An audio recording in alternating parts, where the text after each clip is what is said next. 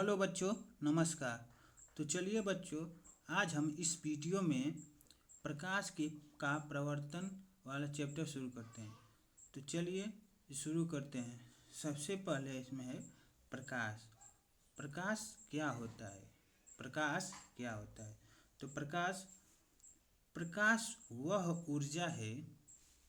प्रकाश वह ऊर्जा है जो हमारी आँखों में दृष्टि संवेदना उत्पन्न कराती है।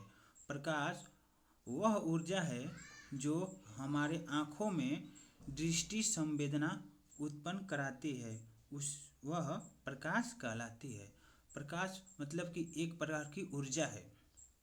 प्रकाश एक प्रकार की ऊर्जा है। तो प्रकाश वह ऊर्जा है जो हमारी आँखों में दृष्टि संवेदना उत्पन्न कराती है, उसे हम प्रकाश कहते हैं। इस दृष्टि संवेदना के कारण हमारी आँख अपने चारों ओर रखी वस्तुओं को देख पाती है। इस दृष्टि संवेदना के कारण ही हमारी आँखें अपनी चारों ओर रखी वस्तुओं को देख पाती है, उसे हम प्रकाश कहते हैं। प्रकाश मतलब प्रकाश एक प्रकार की ऊर्जा है जो हमारी आँखों में दृष्टि उत्पन्न करती है। उससे हम अपने चारों ओर रखी वस्तुओं को देख पाते हैं, उसे हम प्रकाश कहते हैं।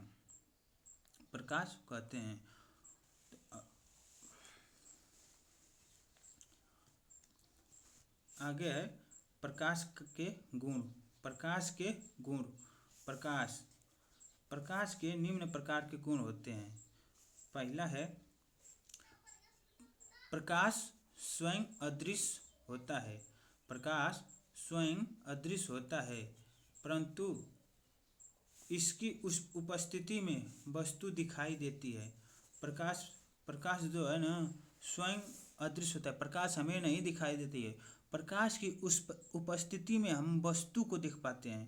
प्रकाश हमें नहीं दिखाई देती है। प्रकाश की उपस्थिति में हम अपने चारों ओर रखे वस्तुओं को देख पाते हैं। प्रकाश हमें नहीं दिखाई देती है। इसके कहने का मतलब ये है कि प्रकाश स्वयं अदृश्य होती है। मतलब कि प्रकाश अदृश्य होती है, प्रकाश हमें नहीं दिखाई देती है। प्रकाश की उपस्थिति में हम वस्तु को देख पाते हैं। जैसे दिया है कि प्रकाश स्वयं अदृश्य होती है, परंतु इसकी उपस्थिति में वस्तुएं दिखाई देती हैं। मतलब कि प्रकाश हमें स्वयं नहीं दिखाई देती, प्रकाश अदृश्य होती है। प्रकाश की उपस्थिति में हम किसी वस्तु को देख पाते हैं, इसका गुण है। तो अगला गुण है, दूसरा है प्रकाश सरल रेखा में गमन करती है। प्रकाश जो है ना, सीधी रेखा में गमन करती है। मतलब प्रकाश सीधी रेखा में चलती है।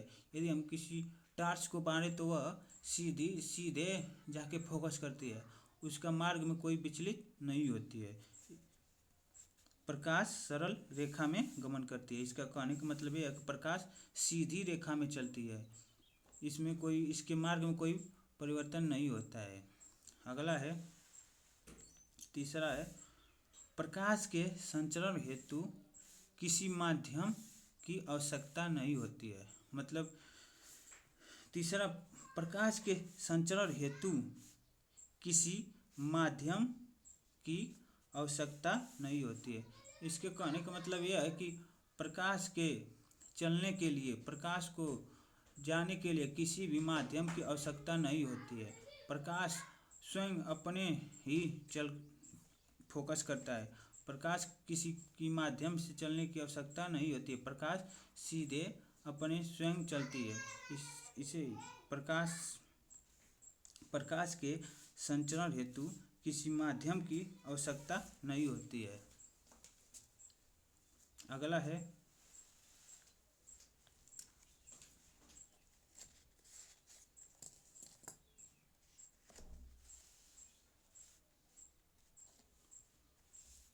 चौथा, प्रकाश निर्वात में भी गमन कर सकती है।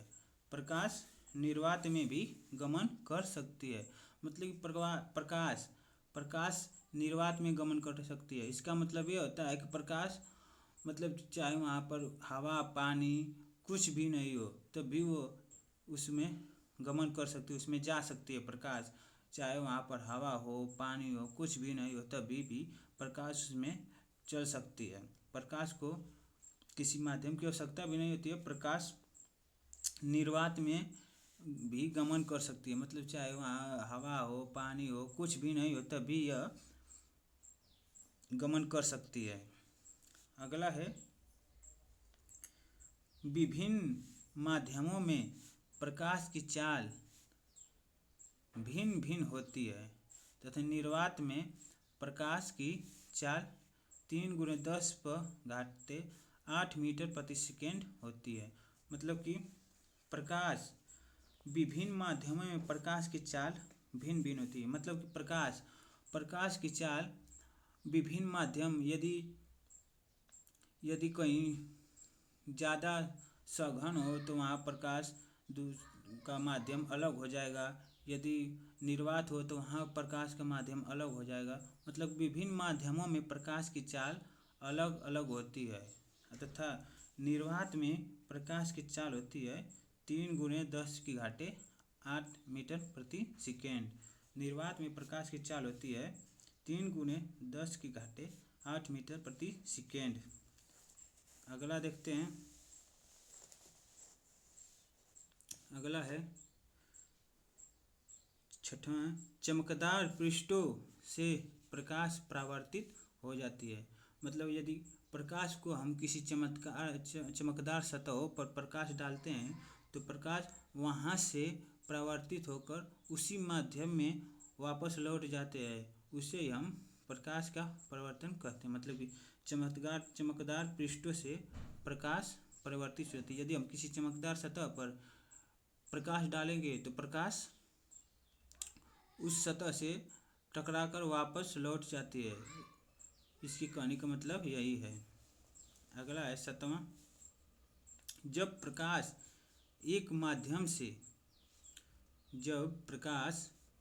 माध्यम से दूसरे माध्यम में प्रवेश करता है। जब प्रकाश एक माध्यम से दूसरे माध्यम में प्रवेश करता है तो प्रकाश अपने पथ से विचलित हो जाता है। मतलब कि प्रकाश जब एक माध्यम से दूसरे माध्यम में गमन करता है तो अपने मार्ग से विचलित हो जाता है। यदि हम प्रकाश को किसी कांच के बर्तन में यदि पानी भर के रखे हैं और वहाँ पर हम प्रकाश डालते हैं तो प्रकाश सीधे न चलकर उस अपने मार्ग से विचलित हो जाता है, नीचे की ओर चला जाता है या ऊपर की ओर चल जाता है। प्रकाश सीधे नहीं जाता है। उसे हम जब मतलब प्रकाश एक माध्यम से दूसरी माध्यम में प्रवेश करता है तो अपने पथ से विचलित हो जाता है। इसी प्रकार जब हम किसी कांच के गिलास में यदि पानी रख दिए हैं तो उस पर जब हम प्रकाश डालते हैं तो वह सीधे न जाकर अपने मार्ग को परिवर्तित कर लेता है। तो अब देखते हैं प्रकाश का परावर्तन।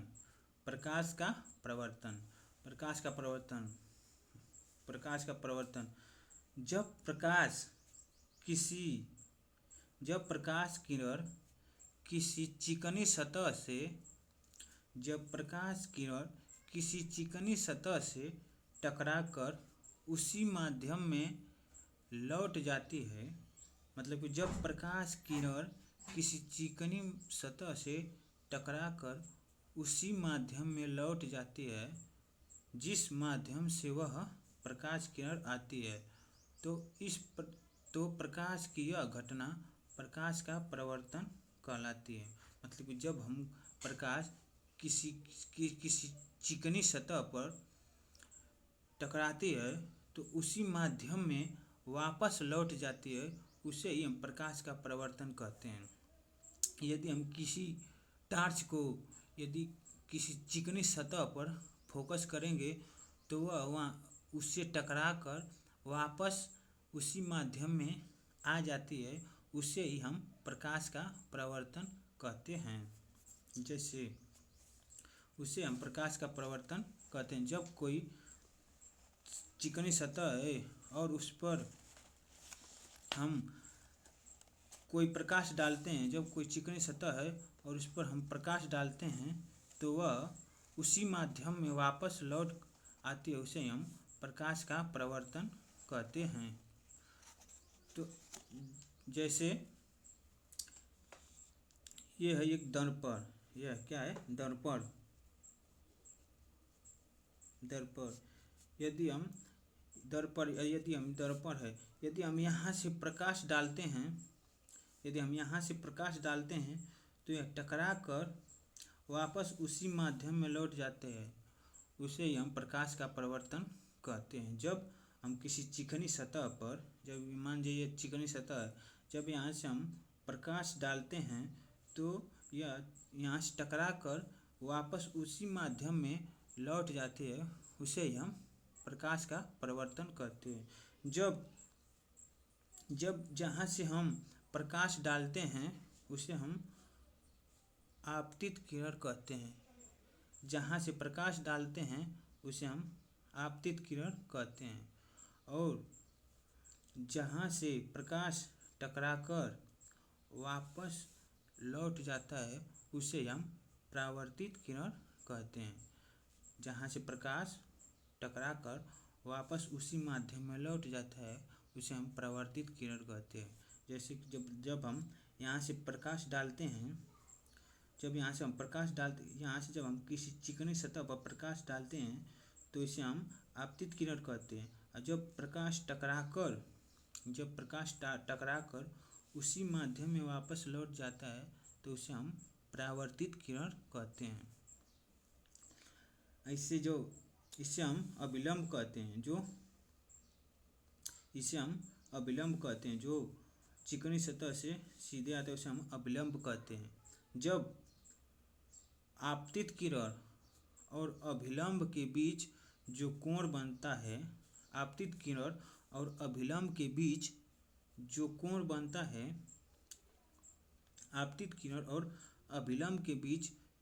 बनता है, उसे हम आपतन कोण कहते हैं। जब आपतित किरण और अभिलंब के बीच जो कोण बनता है उसे हम आपतन कोण कहते हैं। इसे हम I से दर्शाते हैं। जब आपतन कोण और अभिलंब के बीच जो कोण बनता है उसे हम आपतन कोण कहते हैं। इसे हम I से दर्शाते हैं। और जब परावर्तित किरण और अभिलंब के बीच जो कोण बनता है, उसे हम परावर्तन कोण कहते हैं। परावर्तित किरण और अभिलंब के बीच जो कोण बनता है उसे हम परावर्तित किरण कहते हैं। इसे हम R से दर्शाते हैं। जब परावर्तित किरण और अभिलंब के बीच जो कोण बनता है उसे हम परावर्तन कोण कहते हैं। उसे हम R से दर्शाते हैं। तो प्रकाश के परावर्तन के दो नियम होते हैं। तो प्रकाश के परावर्तन के दो नियम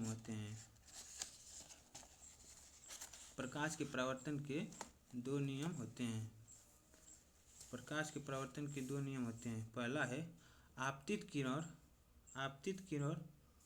परावर्तित किरण और अभिलंब तीनों एक ही बिंदु पर होते हैं। पहला है आपतित किरण, परावर्तित किरण और अभिलंब तीनों एक ही बिंदु पर होते हैं। दूसरा है परावर्तन कोण सदैव आपतन कोण के बराबर होता है। परावर्तन कोण सदैव आपतन कोण के बराबर होता है। तो धन्यवाद दोस्तों। यदि वीडियो थोड़ा सा भी अच्छा लगा होगा तो प्लीज़ मेरे चैनल को सब्सक्राइब कर लीजिए और कमेंट करके ज़रूर बताइएगा। धन्यवाद।